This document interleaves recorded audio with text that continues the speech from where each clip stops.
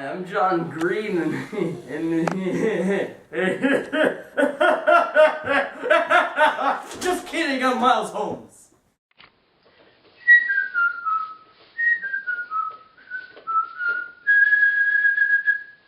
This is Crash Course World History, and today we're going to talk about the Viceroyalty of Peru, a Spanish colonial administrative district which contained most of Spanish-ruled South America. The entire area of Spanish-ruled Americas, which extended from southern North America to present-day Argentina, was originally split into two viceroyalties. One, obviously, is Peru, and the other one, which was New Spain, which was based off of Mexico City. Although the Treaty of Tordesillas awarded most of the American continent to the Spanish, they still had to go and conquer it. Unfortunately for the Spanish and for the native population, the Peruvian area already had an established power, the Inca. The Inca were ruled by their emperor, which also happened to be called the Inca, from the capital at Cusco. Not that Cusco, no, less animated, and not a person. Yes, that Cusco. Francisco Pizarro, a Spanish conquistador, led his men in 1535 to conquer the Incan Empire. Fewer than 200 Spaniards and their Indian allies would eventually bring the Incan civilization down. The Incan populations had been recently devastated by new European diseases and had been weakened from a recent civil war. The other advantage the Spanish had was their advanced weaponry. The Spanish moved their capital from the Incan capital of Cusco to Lima, the capital of Peru. Because the engineering and construction of Cusco was done so precisely, the walls could not be knocked down. Lima would become the center of the Viceroyalty of Peru, which was split into the audiencias of Panama, Lima, Santa Fe, Charcas, Quito, and Chile. The hierarchical bureaucratic rule of the Spanish was comparable to the Incan government, so the Spanish simply had to fill the void left by murder of the former Incan monarch. The 18th century would bring further changes in the form of reforms and revolts. As a result of the Treaty of Utrecht in 1713, the Bourbon family were recognized as rulers of Spain and would bring about the Bourbon reforms, which would split the Viceroyalty into three parts: the Viceroyalty of New Granada, Rio de la Plata, and Peru. The Bourbon reforms also removed Creoles from the upper bureaucracy of the New World, which obviously made Creoles pretty unhappy. These unhappy Creoles would eventually lead the revolution for independence in the Spanish colonies. Two significant revolts occurred during the 18th century: the Comunero Revolt in New Granada and the uprising against bad government led by the Mestizo Tupac Amaru. Despite their failure, these upheavals indicated the dissatisfaction of the people, pointing once again to the revolutions of the Spanish colonies. Of course, there was economic motivation for the colonization of the Americas. Just as when exploration began, it was partly motivated by the need for new trade routes to India to reach the wealth of the Eastern Hemisphere. Let's go to the sock bubble. The Viceroyalty of Peru was extremely rich in silver. In fact, the Spanish were able to find a mountain of silver at Potosi in Upper Peru, or what is now Bolivia. The mine was so successful that 80% of Peruvian silver was produced there. Most of the silver mining was done by Indian labor. The Inca civilization had set up the mita system, in which communities were expected to take turns working on important public works. When the Spanish arrived, they adopted the mita system to force the native population into working in the silver mines. That pretty much sucked for the Indians, because there was extremely poor, dangerous conditions. The reason silver mining was so important to Spain was because the Chinese wanted a lot of silver. The Europeans finally had something that Asians were willing to trade for, allowing the Europeans to get luxury Eastern goods, such as silk. Yay, silver! Spain became incredibly wealthy from the silver in its American colonies.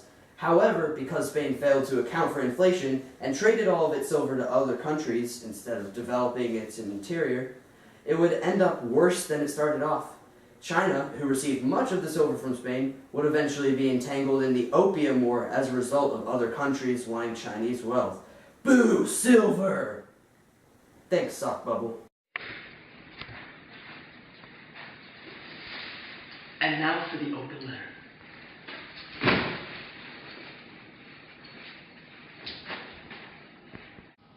Let's see what's in the secret compartment. Oh, would you look at that? Glitter. Silver glitter. An open letter to Silver. Silver, do you have any idea how much trouble you've caused? You caused thousands and millions even of native deaths in the Inca land of Peru. You caused inflation in Spain, and when they traded it over to China, you made China the superpower, but somehow they still managed to mess it up. And now you're not even as good as gold. Gold looks cooler than you, and it's worth more. Sucks to be you, Silver. Best wishes, John Green. Just kidding, I'm Miles Holmes. Of course, not everyone was involved in mining as their prime economic activity. Spanish America remained a mainly agricultural society as it was during Inca rule. Larger agricultural estates, encomiendas and haciendas, were both made possible by the labor of indigenous population. Now, if you haven't already noticed, the indigenous population was not doing so hot as a result of Spanish colonization. In fact, they were at the very bottom of the social pyramid. So, here's how it goes. The Peninsulares are up top, Spanish people that have moved to America. In the middle are the Creoles, American-born Spanish people. Down here are the Mestizos, which are European and Indian blood, and Mulattoes, which are European and African blood. And down here, the slaves. These social classes were so distinct that the revolts mentioned earlier failed because the distinct social classes were unable to unite together against the common enemy of Spain. Along with the conquistadors, the Catholic religion was brought to the Americas by the Spanish. The Spanish viewed the Incan religion as heathen and destroyed much of the Incan culture, trying to eliminate idolatry. The native religions were subject to violent persecution under the Spanish Inquisition in the Viceroyalty of Peru. Unsurprisingly, the violent approach associated Catholicism with torture and death, causing more disdain than converts. Eventually, the Spanish decided to allow religious syncretism, the combination of religions. As a result, both Catholicism and the native religions morphed together. For example, the Inca celebration of the sun god became a celebration of Jesus Christ, and the celebration of the harvest became a celebration of the cross. The holidays of the Inca remained, but they simply took on new names and Catholic meanings. On religious holidays, there's both Catholic Mass and traditional singing and dancing. To recap, the Spanish would forever change all of Central and Southern America. The biggest changes occurred with the formation of the Viceroyalty of Peru, the shift of economic focus to silver mining, and the introduction of Catholicism.